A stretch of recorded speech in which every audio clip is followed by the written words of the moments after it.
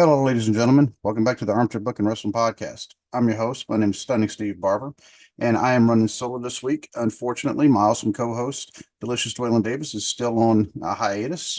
Right now, we don't know when he's going to be able to come back, but hopefully soon, because I've been getting a lot of feedback saying you and Dwaylen are the absolute, you have great chemistry together, and they would really like to see him back. But everybody does wish Dwaylen the absolute best, and they're definitely keeping him in their thoughts and prayers. Well, he's taking care of the family stuff, and cannot ever fault a man for that. And we have to prioritize because there's been times in the past where we actually weren't able to record for weeks upon end because we had family stuff going on. So, but just in interest, Dwaylen told me to go ahead and keep it running solo, have guest co-hosts. So he's very supportive of me because he's been one of my closest friends for over 30 years. We graduated high school together 33 years ago. So if that gives you any indication of how long we've been friends. And that will not change. And so that goes outside the podcast, not just in this world. But we do appreciate all the messages that some people have been messaging Dwaylen directly, and some people kind of piping through me. And he does appreciate every single one of them because if you know Dwaylen, you know what just a great dude he is. So hopefully, he'll be able to come back soon, but we'll see.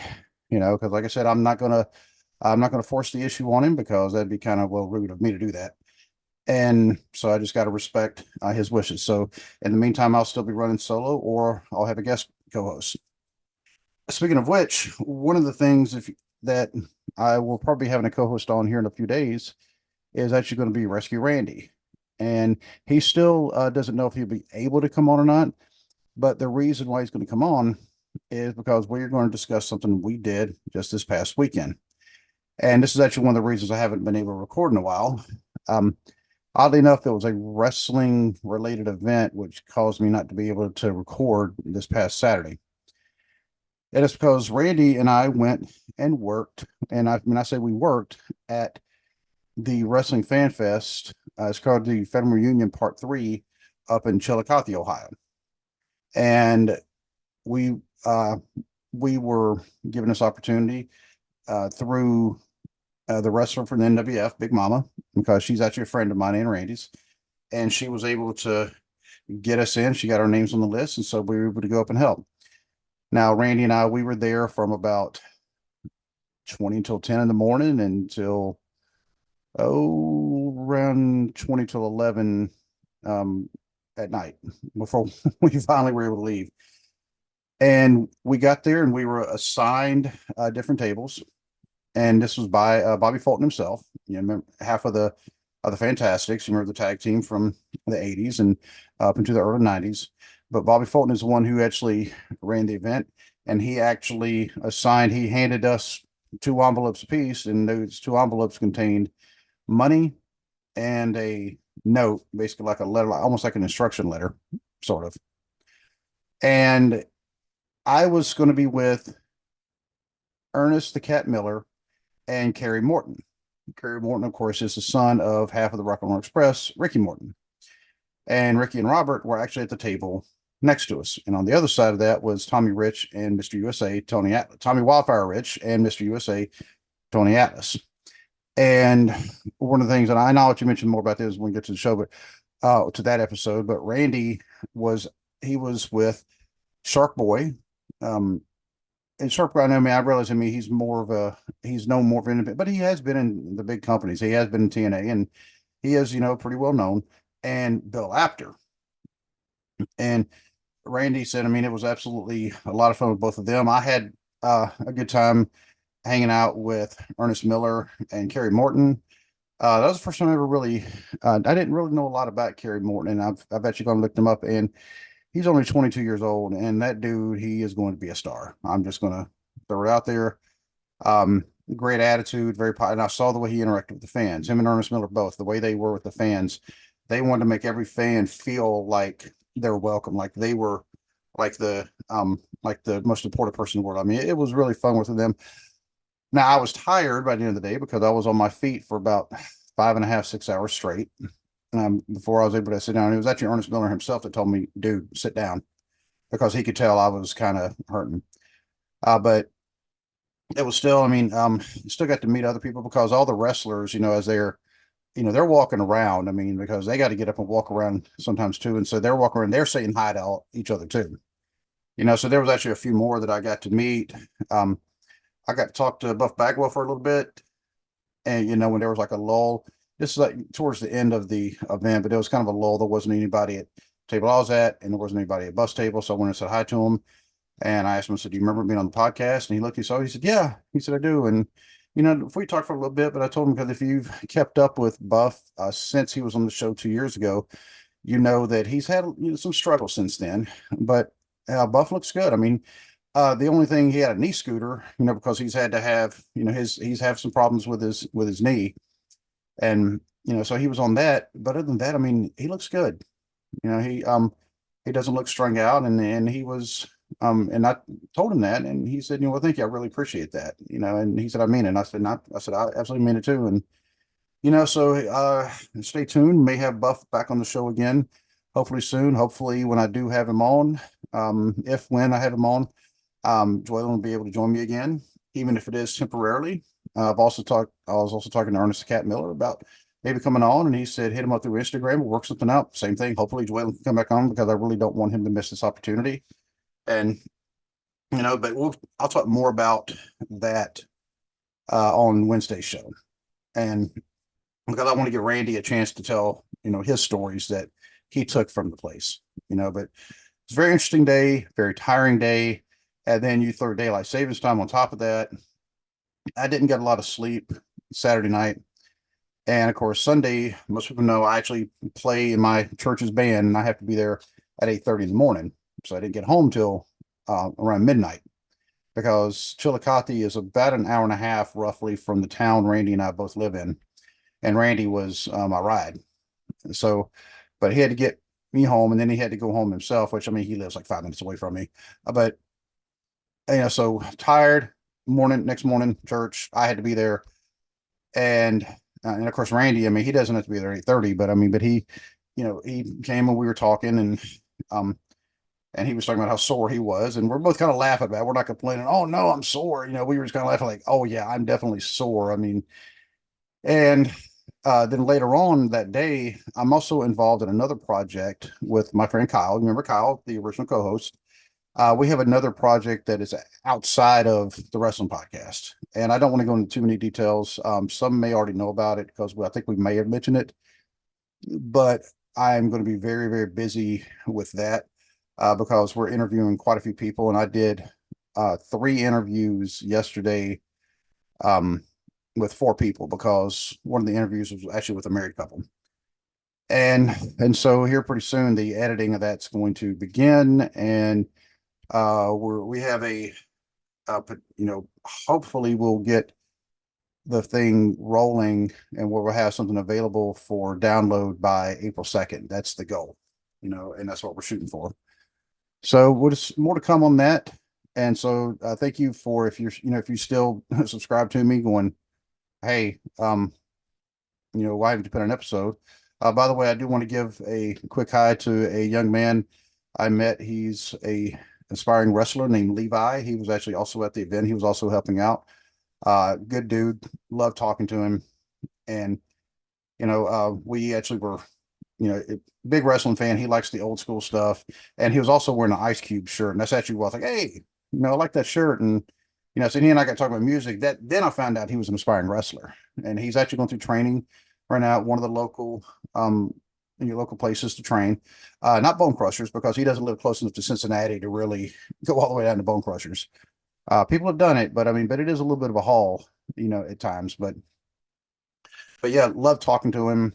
I was able to speak to him again before as Ray and I were walking out the door. I saw him, and I went over there and told him, "Hey, nice meeting you." And he had already followed the podcast. So Levi, if you're out there, dude, just I see you doing great things, because you know that when you have such a great attitude, and I want to see you succeed.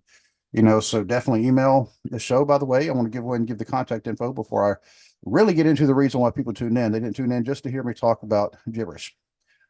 I want to give the contact info. You want to email the show, it's armchairbookingpodcast@gmail.com. You can find the show on social medias on Facebook and Instagram and TikTok at Armchair Booking Podcast, or look for Armchair Booking Wrestling Podcast in some cases.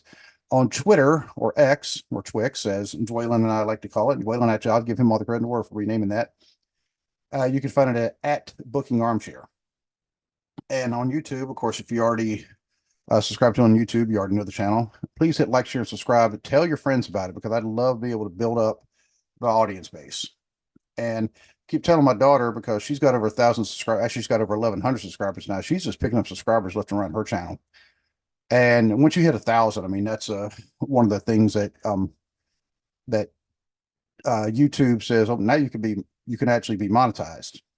And so I'd love to hit that mark, but I mean, I'll take any subscribers that we can get, because I like doing this. And I know Dwayne likes doing this, and all the other people in our community love doing this as well, including like the guys from the Finisher Wrestling podcast, including BC Hunter from Wrestling with the 80s, also Wrestling with Some Truth, including Ted from Now Ted's Takes on Wrestling, formerly known as The Heel Truth, including the guys from the Dad World Order podcast, including Justin from the TNC Sports Talk, or also known as the Throw In with Justin. And he covers more than just wrestling. He tries to cover all sports. And since he's in the Cincinnati area, he does cover a lot of Cincinnati sports as well. But he's not from Cincinnati originally, from San Diego. So you'll also hear him talk a lot about that. But he does try to maintain a neutral stance.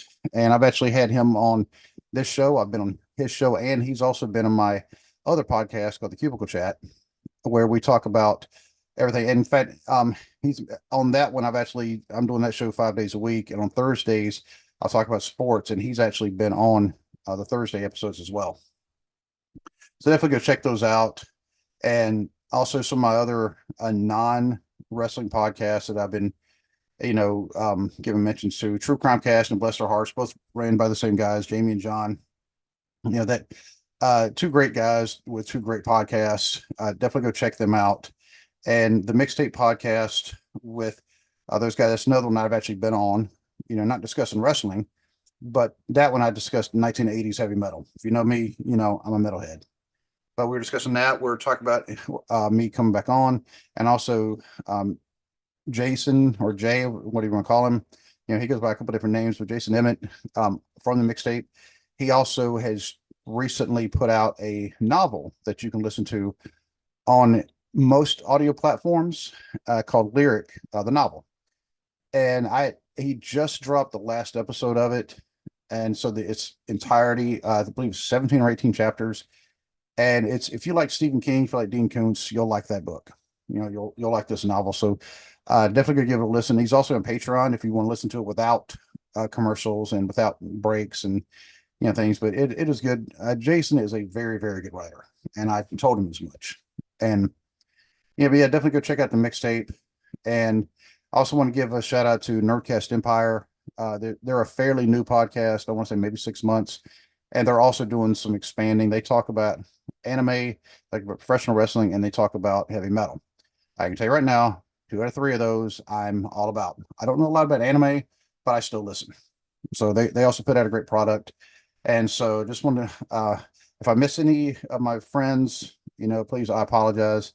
I'm very blessed and fortunate to have so many friends. And so if I miss any, because I'm trying to do this off the top of my head, I certainly apologize. Now, on to the real reason that you joined in. Okay. WrestleMania 40 is going to be happening in a couple weeks. And at first it started out, people were excited. Cody won the Rumble, and saying, well, he's going to challenge Roman Reigns. And then all of a sudden something turned into, he's not going to challenge Roman Reigns. I was like, boo. Because The Rock had come back, and The Rock was talking about challenging. Well, then people started really booing The Rock, which was amazing considering how popular he has been. I mean, because his level of popularity is just amazing. But now Rock has turned heel. Cody is going to be wrestling Roman, and he said he's finishing his story. He's finishing the story, because part of that was his dad, the American Dream, the late Dusty Rhodes, had never held the WWE title. And Dusty Rhodes had held the NWA World title before. He'd held it 3 times, and he held a lot of championships during his lifetime. but he never held the WWE championship, even though, and he wasn't in WWE all that long, maybe a year and a half. And but Cody's wanting to finish the story because also Cody's brother Dustin, also known as Goldust, never held the WWE World title. He held the Intercontinental title. I believe he held the tag title. He may have held other titles, but he never held the world title. So Cody has said he's finishing the story. So that's been the big theme of that, Cody finishing the story. And as much as I am intrigued by that storyline, I think it is one that's going to draw people in. And it went from nobody wanted to watch it till all of a sudden The Rock got involved, The Rock turned bad, and Cody is challenging Roman to also now everybody wants to watch it. So the potential for viewership for WrestleMania 40 has gotten just absolutely huge. And a lot is based on this particular story, Cody finishing his story. But I got to talk about some other things that people are forgetting. This is not the only story that could potentially be finished at WrestleMania. And it's not even just WWE that I want to kind of point out. All right. Cody's not the only story, but is his story really ending?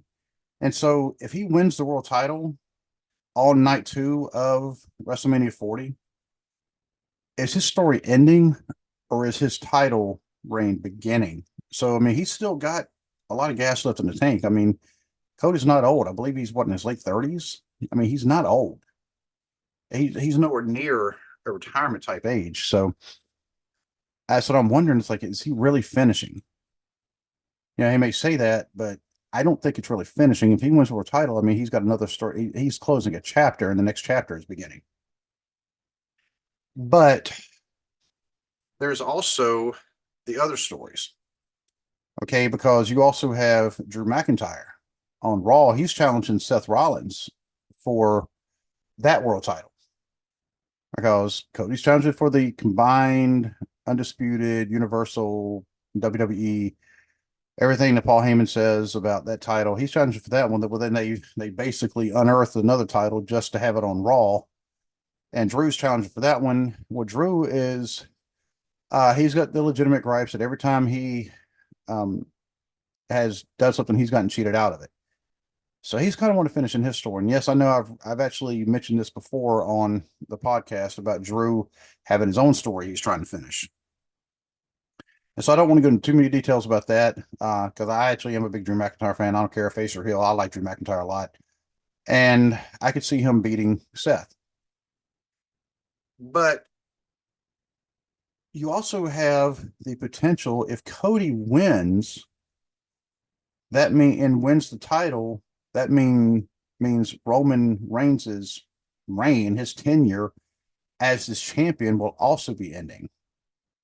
So that is an end of a story, you know, or the end of a chapter, however you want to say it.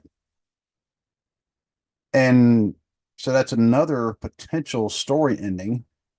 And this is after what, how many days? Roman now has the third longest reign of any champion in WWE, WWF, WWF history, the whole lineage of all these titles. And so that story might be ending as well, his long title reign. And there's also a potential, and this is not necessarily WrestleMania, because right now, in my armchair booking mindset, the way the storyline has been written out on night 1 of WrestleMania, Cody and Seth Rollins will have a match against Roman and The Rock. If Roman and The Rock win, then it's going to be the bloodline rules. The bloodline can all be around the ring. If Cody and Seth win, then the bloodline are barred from ringside. It's just, you know, there can be nobody at ringside, and it's only them. Okay. What I can see happening, because this creates an underdog story. I see Cody and Seth losing. Doesn't matter how they lose, but they're going to lose, which means that the bloodline is going to be at ringside for night 2, which means that the odds are going to be definitely stacked in Cody's favor. I still see Cody winning because it does create a better story. And I see The Rock and Roman. The Rock does something to inadvertently help Cody, or maybe he does it on purpose to help Cody beat The Rock. Or I'm sorry, but to help Cody beat Roman. The Rock's going to help Cody beat Roman. Okay, let's get that straight. And of course, now Cody's the champion. Roman's no longer the champion. The Rock help cause Roman to lose the title. Roman turns on The Rock, or The Rock turns on Roman. They turn on each other because The Rock already stated something about maybe the head of the table, and so he's already hinted at that a couple months ago that he's already looking at that, and the match that everybody's been talking about for like the past 4 years. And of course, The Rock is now 4 years older, and now he's in tremendous shape. I mean, he really is. I mean, you can tell he's not been skipping the gym anytime. But like my friend Justin said, is he in ring shape? Because there is a difference.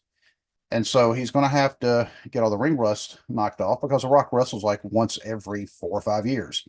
And the last matches he's been in have been like 5-second squash matches. So I can see them, The Rock splitting away from Roman. Then they have a match set for SummerSlam. Roman goes over, Rock's final match, he retires, end of Rock's story. And that's not just a chapter. I mean, that's in the end of Rock's story in wrestling because he's never had a proper final match. They never had it advertised as his final match, or sometimes where they know it's his final match. And they've acknowledged it however many years later. Like even The Undertaker, his final match was actually against AJ Styles. But he didn't advertise it as that. He may not have even intended it. His he wanted his last match to be a good match, win or lose, because he was very disappointed in his own performance and then some of his opponents' performances in the last couple matches he had before AJ Styles. But The Undertaker still had his final match because he said now, because he said basically he's not in any shape to go back in the ring. He said he wants to have a good match as the last match. It doesn't matter who wins or loses, even though you're supposed to go out on your back when you lose. He didn't, but he said that was a great match because AJ's a great wrestler. That's it. I'm done because he's the Undertaker. I mean, he's been battling injuries, and his body was like, no, you're not doing this anymore. Okay, Stone Cold came back and finally had like a last match, and it was advertised as the last match, and his last match before that, ironically enough, was against The Rock at WrestleMania 19 up in Seattle. And Stone Cold knew it was his last match. Some of the other ones knew it was his last match, but it was not advertised as so. So he had his quote unquote last match, his final match last year at WrestleMania against Kevin Owens. And he was able to go out. But The Rock finally having a final match advertises that you're going to bring in viewership, and because The Rock is the biggest star in Hollywood right now, that is no joke. That's not an exaggeration. Rock is the biggest star in Hollywood right now, or Dwayne Johnson, I should say, is the biggest star in Hollywood. So it's going to bring eyes to the sport. It's going to bring in a bigger audience. So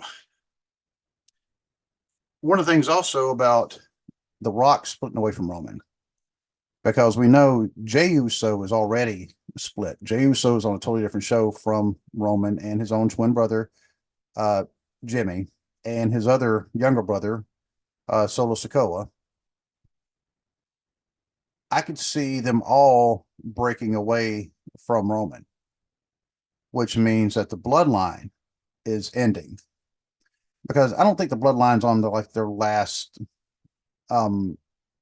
breath. Anyway, however, they're definitely on the downslide from what they were. Because I mean they've already hit their peak, and it's been a great storyline, and it brought a lot of people back to wrestling because it is such a great angle, because I mean it has an actual family, not people made up to be a family, but an actual family, because you have the Fatus, which would be Jimmy and Jay and Solo Sikoa, and their cousin, or second cousin, but I mean they are related in Roman Reigns. And because Roman Reigns, of course, is part of the Anawati family, and they are related. And so that's been a very great one. People have been. I actually have a Bloodline shirt. It actually has Rikishi, because Rikishi is the father of Jay and Jimmy and Solo Sikoa. And I actually I bought the shirt from him at the Fan Fest 6 months ago. Hey, like that. But so they have all that going on. Well, if they all kind of turn on Roman, because I mean, if you watch Roman, the character, I'm pretty sure back in the locker room, they're all cool. But in the ring, there's been times, I mean, this is why Jay eventually split from him, because Roman treated them like dirt. And I can see that happening now. Him blaming The Rock, losing his title, whether The Rock did it on purpose or not. And he starts to beat down on The Rock, or tries to anyway. And then the other bloodlines step in and they turn on Roman. Roman's by himself. The bloodline is no more. Well, another reason I'm going to say that is because a couple days prior to the second night, on the Friday before WrestleMania, they're having the WWE Hall of Fame induction. It's on SmackDown. Paul Heyman is going to the Hall of Fame. Normally, when somebody's going into the Hall of Fame, that means that they are retiring from wrestling. Not always the case. Just look at Rey Mysterio last year. He went to the Hall of Fame, and yet he was still wrestling. He didn't actually retire. A lot of us, me included, thought he was just going to put Dominic Mysterio over at WrestleMania, and then Rey, his career was done. He put his son over. They had their WrestleMania moment. It had been a great moment. Didn't happen. But Rey's also, he had surgery, so it's not like he's wrestling right now anyway. And also, congratulations to Dominic Mysterio. He literally just got married. And that's not a part of a storyline. Dominic actually got married. And, but with Heyman retiring and, bringing up, Dominic and Rey, because Rey going in the Hall of Fame. Well, Dominic, of course, right now is part of the bloodline. The bloodline, to me, I feel like they're almost on their last legs, because Rhea Ripley, she has a role match against Becky Lynch. And Rhea is just on fire right now. She's part of the Judgment Day, which, by the way, I think a better name would just drop just Judgment Day. But she's part of that faction. She's kind of the leader of that faction.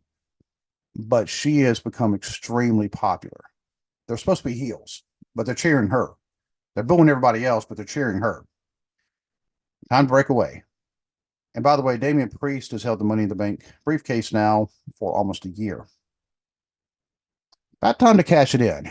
They've had opportunities and they haven't come to fruition, but I could see him cashing it in on one of the champions, more than likely the winner of the Rollins and Drew McIntyre match. So Drew will finally win the title again if he does, and then all of a sudden he might lose it to Priest. Priest, by the way, they've been hinting that him and Finn Balor are going to split up, because they've almost come to blows before. And then JD McDonagh, as some people call him, he just joined the faction, but he doesn't really seem to be contributing a lot. So I could see them definitely splitting off. Don't know what's going to happen to Dominic, because people are just booing him left and right. They're cheering Rhea, booing Dominic. So I can't see them staying together as a unit. And you also have Gunther. Gunther is the longest reigning Intercontinental Champion, period, both for a single reign and for a cumulative reign.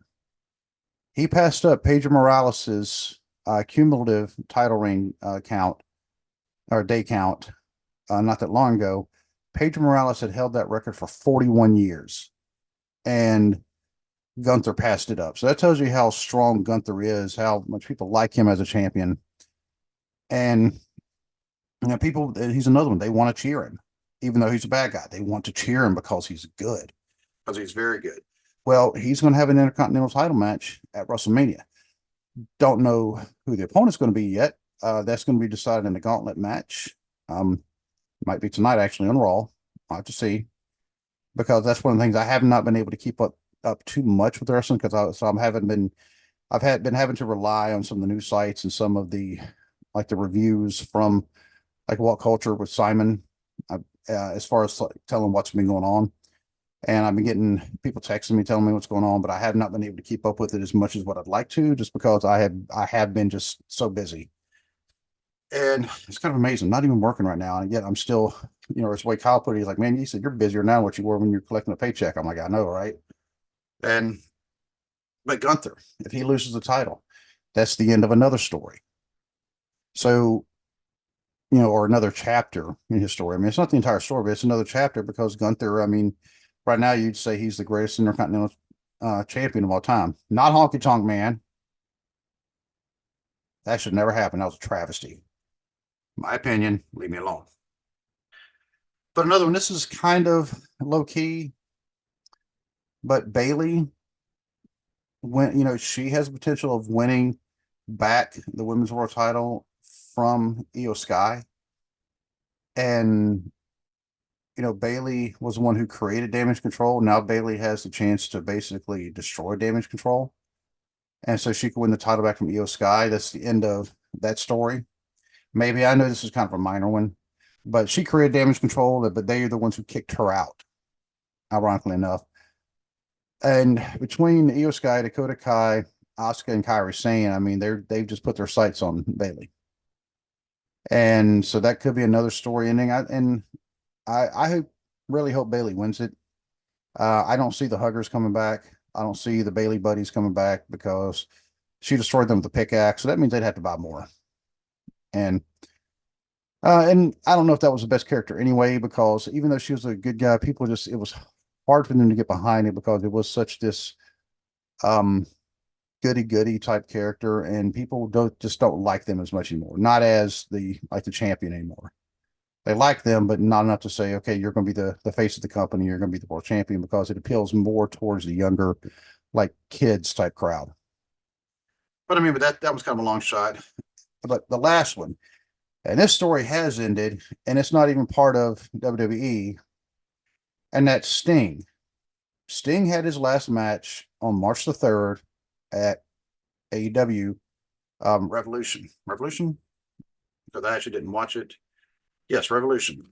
My friend Ted from Ted Stakes and Wrestling, he was actually there in person because Ted lives in North Carolina. The event was held in Greensboro. Ted went. He's got video. Go check out his channel on YouTube. Ted's an awesome dude. And even Michael Cole, I believe it was Michael Cole, actually told Sting congratulations on WWE TV, which, by the way, you're talking about ending stories. That's definitely a story that has ended. The Vince McMahon era has ended in WWE. And if you notice already, the product has gotten better, a lot better, including things like this. Michael Cole telling Sting, congratulations on a great career. And they were being sincere about it. And Sting went out with Darby Allin, retained the tag titles to AEW, but of course, Sting immediately, they had to vacate him because Sting said, he said, I'm done. I'm retiring. Ironically enough, Ric Flair was there. Ric Flair, he's had about, 15 retirement matches now, including the famous one where Shawn Michaels said, I'm sorry, I love you, and then kicked him in the face and then pinned him. And then Ric Flair, like a year later, was in TNA wrestling again. And it's like, hey, retiring now. Ric Flair supposedly had his final match a couple years ago at, the day before SummerSlam in Nashville. And he said, that's it. That's my final match. And it should be, because the man was 72 years old, 73 years old. He was in his early 70s and passed out. Admitted later on, he passed out twice during the match. Dude, that's a hint and a half. You're done. Just call it a day. Now you say, I can come back. No, you cannot. You are tarnishing your legacy. I guarantee you, Sting's not going to keep coming back.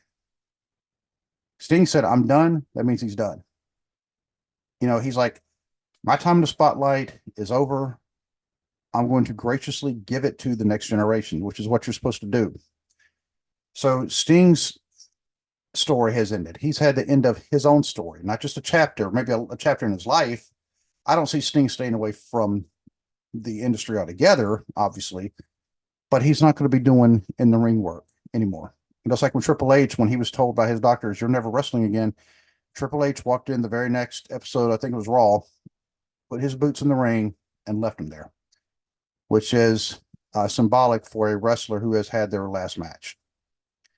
And I don't know if Sting did that. I'll have to ask Ted, but it would have been very fitting if he did. That's the end of a story.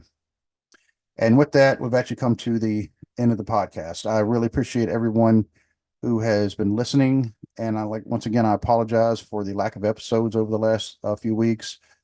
Um, hopefully I hope to get some more out, but like I said, I don't see anything letting up with me for a while, because between going to the wrestling show, helping out with the wrestling show, which hopefully Randy will be able to join me in discussing that, because it was definitely an experience. Even working at a table, it was definitely an experience, if you're a wrestling fan. And then I'm going to another wrestling show this Friday. It's a local show.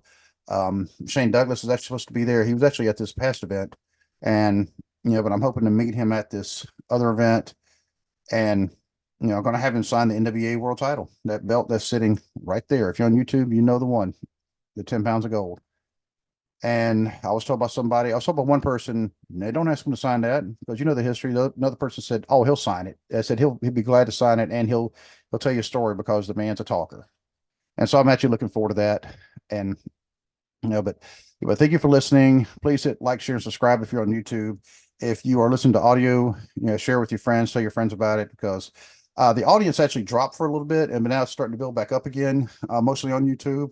But if I build it on both, hey, that's great. But tell your friends also about it, and especially share the show on YouTube, subscribe to it, and tell other people so they can subscribe.